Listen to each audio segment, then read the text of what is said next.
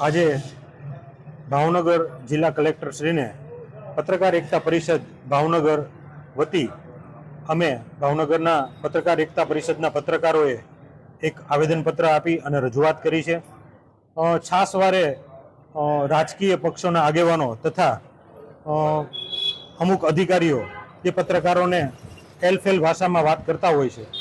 પત્રકારો સ્વમાની છે પત્રકારો, અને પોતાના સ્વમાન માટે થઈને જે સમાજ અને સરકાર વચ્ચેની કડીનું કામ કરે છે અને લોકોનું કામ કરતા હોય છે.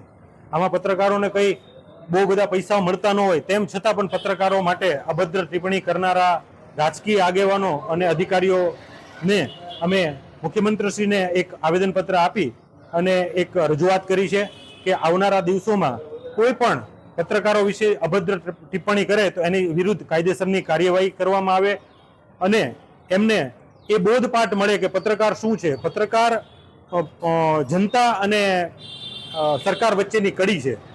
જનતાના પ્રશ્નો સરકાર સુધી પહોંચાડે છે અને સરકારના જે સારા કામો છે એ જનતા સુધી પહોંચાડી અને જે કડીનું કામ કરી રહ્યા છે. આવા પત્રકારોનું મનોબળ તૂટે એવા જે પ્રયત્નો થઈ રહ્યા છે એના વિરુદ્ધ આજે અમે આવેદનપત્ર આપી અને પત્રકારોએ આક્રોશ વ્યક્ત કર્યો છે કે આવા જે લોકો છે, જેને હું કહી શકીશ કે જે આવા લોકો છે જેને કોઈને બોલવાની ભાન પડતી નથી, પત્રકારોની ગરિમાની ખબર નથી પડતી, એવા લોકોને પત્રકારો વિશે બોલતા પહેલા એકવાર વિચાર કરવો જોઈએ અને ન બોલવું હોય તો શાંતિથી પોતાનું કામ કરી રાખે, કારણ કે એ લોકો પણ કોઈ દૂધને ધોયેલા નથી.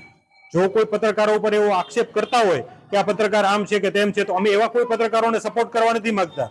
એની સામે જે આક્ષેપ કરનારા છે એને પોતાના ગિરેબાનમાં જોવું જોઈએ કે એ શું છે, એને શું કર્યું છે. પત્રકારો વિશે અભદ્ર ટિપ્પણી કરનાર લોકો માટે અમે અત્યારે આક્રોશ સાથે આ રજૂઆત કરી છે.